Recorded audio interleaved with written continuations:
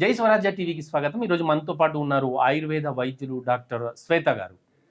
శ్వేత గారిని అడిగి సైనస్‌కి సంబంధించి వ్యాధి లక్షణాలు, ఈ స్వత్సాహ ఆయుర్వేద రీసెర్చ్ సెంటర్‌లో ఎటువంటి ట్రీట్మెంట్స్ ఉన్నాయో తెలుసుకుందాం. నమస్తే మేడం. నమస్తే. ఎలా ఉన్నారు? బాగున్నానండి. సైనస్‌కి సంబంధించి ఎందుకంటే చలికాలము సైనస్‌తో బాగా ఇబ్బంది పడుతూ ఉంటారు. బ్రీత్ తీసుకోవటం చాలా ఇబ్బంది అవుతా ఉంటది. వాళ్ళు బయటకు రాలేకపోతా ఉంటారు. అసలు సైనస్‌కి మెయిన్ కారణం ఏంటంటారు మేడం? సైనస్ అంటే పారానైసల్ సైనస్ అని మన ఫేస్‌లో ఉంటాయండి. ఆ పారానైసల్ సైనస్ ఎప్పుడు వాక్యూమ్‌తో నిండి ఉంటాయి. ఇన్ కేస్ అది వాటర్‌లో నిండి ఉంది అంటే మనకి పేషెంట్‌కి ఎలాంటి సింప్టమ్స్ కనిపిస్తాయంటే రన్నింగ్ నోస్, ఫ్రీక్వెంట్‌గా జలుబు ఉండడం, తల బరువుగా ఉండడం, తలనొప్పిగా ఉండడం. ఒకవేళ ఈ సైనస్ సివియర్ అయ్యింది అంటే ఇయర్ పెయిన్ కానీ, ఇయర్ ఇన్ఫెక్షన్స్ కానీ వస్తూ ఉంటాయి. సో, ఇలాంటి వాటిని మనం ఆయుర్వేద పద్ధతుల ద్వారా కూడా చికిత్స చేసుకోవచ్చండి.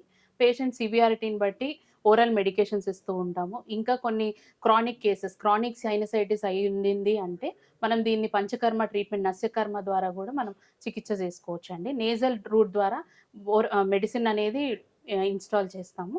ఆ మెడిసిన్ ఏదైతే నేజల్ రూట్ ద్వారా వెళ్తుందో పారానైసల్ సైనసెస్‌లో ఏదైతే మ్యూకస్ ఉందో అది మొత్తం అబ్జర్వ్ చేస్తుంది. ఆ మ్యూకస్ అబ్జర్వ్ చేయడం వల్ల నేజల్ డ్రిప్ లాగా మన అలోపతిక్‌లో నేజల్ ఎలా మ్యూకస్‌నంతా డ్రై డ్రై చేసేసి చేసేసి ఆ బ్రీత్ తీసుకోవడానికి ఇబ్బంది లేకుండా లేకుండా జరుగుతా చేస్తుంది. ఉంటది.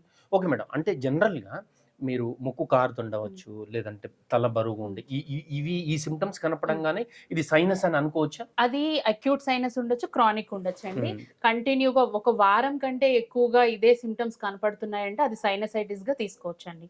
మోర్ థాన్ 1 వీక్ 1 వీక్ ఉంటే సైనసైటిస్. లెస్ థాన్ 1 వీక్ ఉంటే అది కామన్ కోల్డ్ వల్ల వచ్చిందని అనుకోవచ్చు. సైనస్‌కి ఎట్లాంటి ట్రీట్మెంట్ ఉందండి ఆయుర్వేదాలో? ఆయుర్వేదాలో ఓరల్ మెడిసిన్స్ ఇస్తామండి ఇనీషియల్‌గా. ఒకవేళ ఆ మెడిసిన్స్‌తో కూడా ఇంకా ఫ్రీక్వెంట్‌గా కోల్డ్, కాఫ్‌కి ప్రోన్ అవుతున్నారు, ఇయర్ ఇన్ఫెక్షన్స్ వస్తున్నాయి, టాన్సిల్స్ ఇన్ఫెక్షన్ వస్తుంది అని అనుకున్నప్పుడు మనం పంచకర్మ ట్రీట్మెంట్‌కి వెళ్తాము.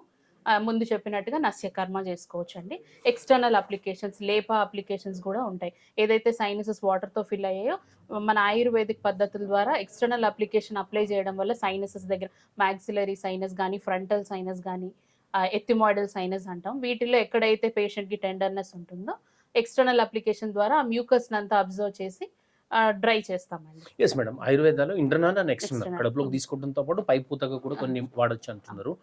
ఎన్ని రోజుల ట్రీట్మెంట్ తీసుకోవాలండి? ఆ! అంటే ఈ సీజన్ ఇప్పుడు మారినప్పుడల్లా, ఎందుకంటే చలికాలం ఇట్లా రాంగానే హ్మ్. సైనస్ ఎక్కువ అవుతా హ్మ్. ఉంటది. సో, ఈ టైంలో ప్రతి సంవత్సరంలో ఒకసారి తీసుకోవాలా? లేదంటే ఎట్లా తగ్గే వరకా? లేదండి. ఫస్ట్ మనం సైనస్‌తో బాధపడిన వాళ్ళకి ఫస్ట్ ఆ సింప్టమాటిక్ ట్రీట్మెంట్ అనేది చేయడం జరుగుతుంది.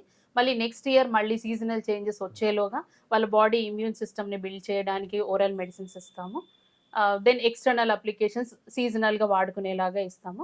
1 ఇయర్, 2 ఇయర్స్‌లో కంప్లీట్‌గా క్లియర్ అయ్యే ఛాన్సెస్ ఉంటాయండి ఆయుర్వేద పద్ధతుల ద్వారా. యెస్. మీ హాస్పిటల్ గురించి చెప్పండి. ఇత్వస్త ఆయుర్వేద హాస్పిటల్ లంగర్ హౌస్‌కి 3 కిలోమీటర్స్ దగ్గరలో ఉందండి. లక్ష్మీ నరసింహస్వామి టెంపుల్ పక్కన.